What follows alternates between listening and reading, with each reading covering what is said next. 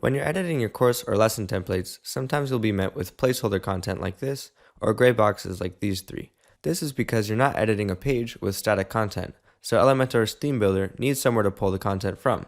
And you can actually tell it where to pull that content from by going down here to Settings, and then going to Preview Settings, and we're going to preview a particular course or a lesson. This is a course template, so we're going to make sure this says course. If it's a lesson template, make sure it says lesson. And then here you can search for a specific one. And we'll just say apply and preview. And you can see some of those placeholders and gray boxes got replaced with the content from this specific course.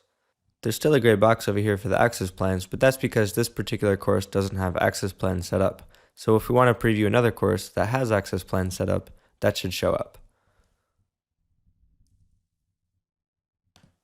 Just like that, apply and preview. And this particular course does have access plans, so you'll see that it gets autofilled. Now you can edit and style your widgets with a preview of what it will look like.